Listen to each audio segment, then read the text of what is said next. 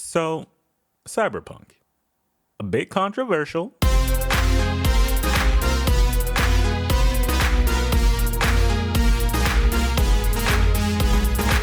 From its initial teaser trailer released all the way back in 2013 to the endless amount of content creators and games journalists that were just pimping this game all over the net with its flashy aesthetics and seemingly endless potential and promises of Cyberpunk 2077 became a game that many across the world were ready and willing to sacrifice their unborn children to if necessary, just so they could ensure that they would get a copy.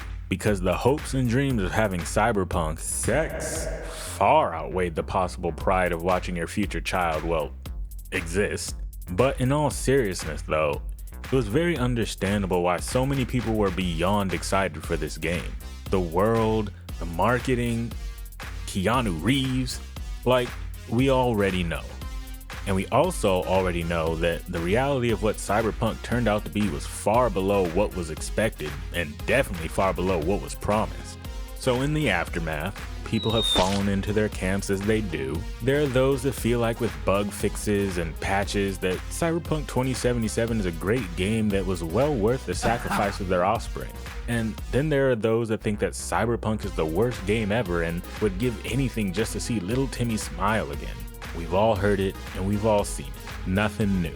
As for me, I'm of the mind that with or without the bugs and glitches, Cyberpunk is just fine. Like, it's okay. I mean, you can watch a story, shoot some stuff, drive around, hack a brain or something. I don't know, man. Like, it's all fine. Even after the big 1.5 patch, nothing had really shifted enough to push me in either direction. There's a lot of things that the game could have done better, and there's even a lot of things that the game could have done well without. We all know. Which is why that's not exactly what this video is about. Though my general meh-ness about the game is important. Because one day while I was playing Cyberpunk, trying very hard to find something enjoyable to do while in between missions, other than driving around and trying not to crash into everything that has mass, I suddenly got the feeling that something was really missing from this game. That for all these buildings and the size of the map and all these cool characters and ideas that exist in this world, something just didn't really seem right. So after a few more minutes and one 7-car pileup later, 7-car pileup would be a good name for a rock band. I randomly thought, I wish this game were more like Yakuza. Cause Yakuza is amazing.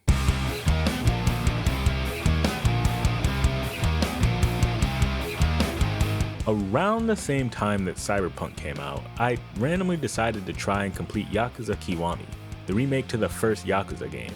Kiwami was the first game in the series that I had ever tried, and even though I had started it a bit earlier, I didn't really have the time to get into it. But when I got into it, I got into it. Whee! Man, Yakuza is a beautiful game. It's a game where drama, action, and absolute nonsense combine for a super engaging roller coaster ride of fists and fun. That is, unless you're not okay with super long sections of a game where you don't actually play the game and you're just watching lots of cutscenes and you only see text and you're like, what's going on? But if you're okay with that, well, it's fantastic. Now, when I actually sat down to compare Yakuza and Cyberpunk, I actually noticed that at their core, they have quite a good number of similarities. First off, both games are geared towards an adult audience, with adult themes that really milk that M rating for all that it's worth. Got something that'll keep you wet for hours. In each game, you follow a pre-existing, highly capable main character as they navigate the violent, high-stakes world of underground crime. You go from point to point to be told the main story, which is punctuated by sections of combat, and then you can explore the world and take on side quests that involve other inhabitants of the world. A world which, most importantly, both games try to sell you on as being as fleshed out and realistic as possible.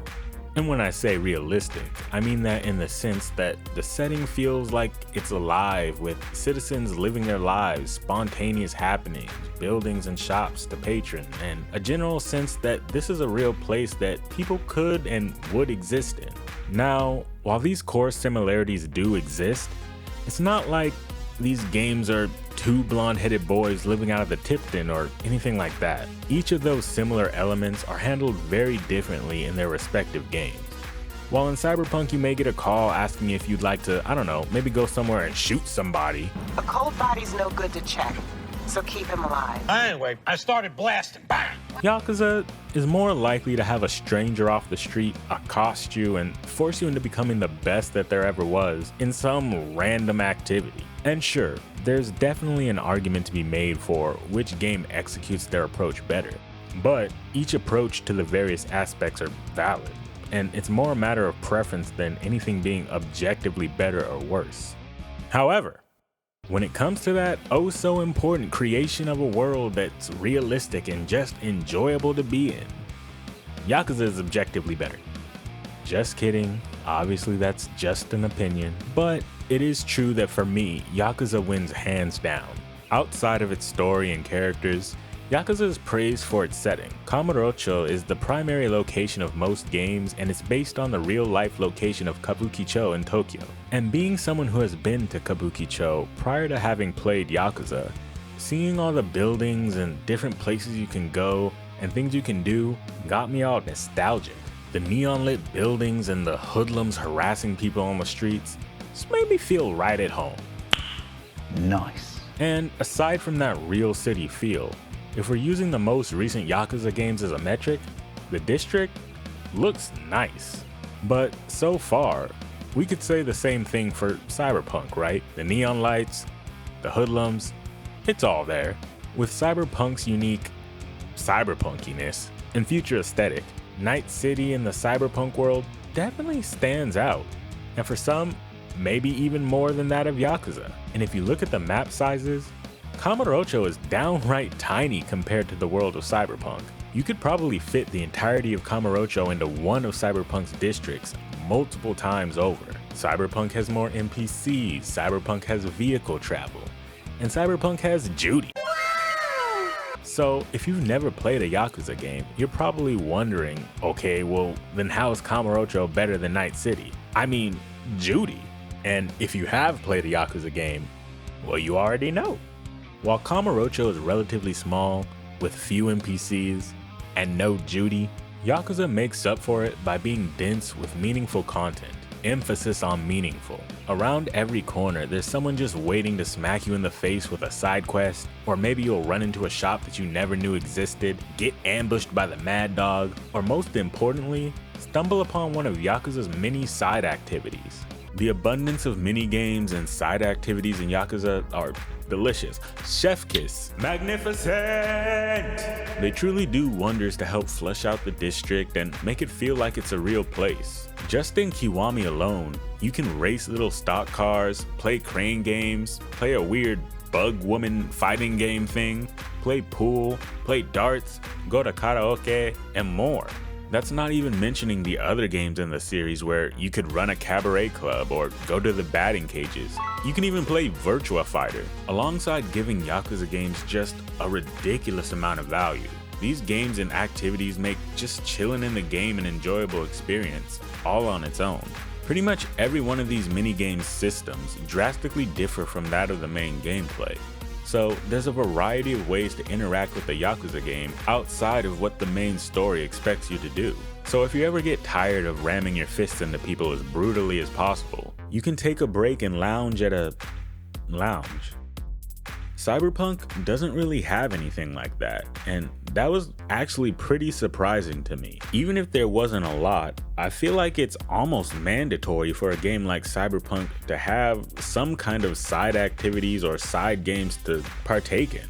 Outside of main quests and side quests, primarily the only other thing you can really do is different versions of fighting enemies. Of course there are some unique things that you can do, but they basically just amount to watching a cutscene on a roller coaster or a cutscene with a Joy Toy. And of course those things aren't bad or anything, but they aren't the type of things that would allow you to spend time in the game just off their merit alone. You do it once, if at all, and then it's no longer interesting.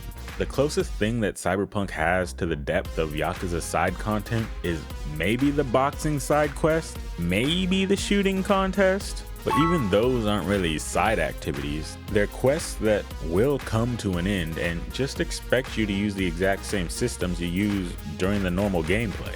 Cyberpunk's extra activities being so limited is really a shame because it's a clear missed opportunity. Night City is tailor-made to have just about every side activity imaginable, but there's just nothing there.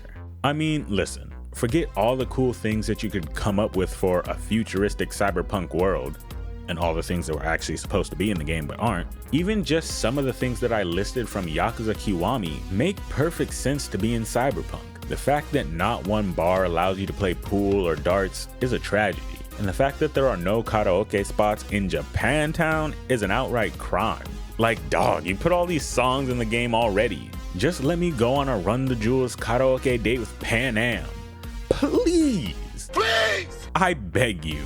Even that right there, like, romances were such a big deal, and all it really amounted to was finish their quest, do the horizontal polka, and that's it. Imagine being able to invite whichever romantic partner you chose out to play with or against them in bowling or pool. I mean, dude, you could even take that further and build it into an actual relationship system, where you actually have to make your partner of choice like you by spending time with them, outside of shooting people for them. You could have unique interactions and dialogue with your partner while you play. You could even get some unique items or clothing if you got like a high score in darts or something. It could even play a part in raising one of your stats, like if you play pool, maybe it helps raise your cool levels. There's just so much potential for side activities and mini games in Night City that could stand on their own or even be woven into the other elements of the game. For example, in Kiwami, there's an ongoing quest? Yeah, sure, called Majima Everywhere, wherein which this dude, named Majima, will run up on you on the streets or try to surprise you to catch you off guard so that he can fight you. Why are you running? Why are you running? You have to complete enough of these fights or other wild tasks to raise your rank past S. However, another way that you can raise your rank is by challenging Majima to other mini games around town, which in turn helps you reclaim your original Dragon of Dojima fighting style. The mini games stand on their own, but they're also woven into the other aspects of the game, such as how you can find extra parts for your stock car or find other beetle cards lying around town while exploring. Having extra things to do in Cyberpunk would have helped to make the game feel homier, and would have gotten the game closer to actually being that living, breathing world that it wants to be. Cyberpunk 2077 is still praised for how great its world is, and truthfully, I don't really see that. And it's a shame because the potential is there, but to me, there are just a lot of things that prevent Night City from feeling lived in, and very little to make simply existing in that world all that interesting or enjoyable. Because what I feel from this world is the same thing I feel from every other aspect of the gameplay. The marketing and the hype is that it's all flash and no substance. I feel that if Cyberpunk had dipped even a little bit into Yakuza's bag of tricks, Cyberpunk would legitimately have a setting of substance, value, and variety, not just a backdrop of pretty lights. Cyberpunk already has the foundation for fleshing out the world with activities, both in its lore and theming, but in the actual game as well. Like, there's already an entire club dedicated to brain dancing for naughty reasons, but the player character isn't allowed to do it. The game places such an emphasis on having sex to the point where you could change your genitalia, but outside of quests, you only have the opportunity to do it with 2 Joy Toys, even though there's this entire facility where they pick out the perfect match for you that you do in a quest, but you're not allowed to go back. Like, Wakako already owns a pachinko parlor that I can enter. Just let me play too. Like, there's just so much potential for Yakuza-like side activities and side quests that it's ridiculous that there are just none. Cyberpunk could have been a lot of things. For some, it's just known as a game of wasted potential. Some feel this way for its story, some for its gameplay, and some solely on the fact that it was released in a disastrous state.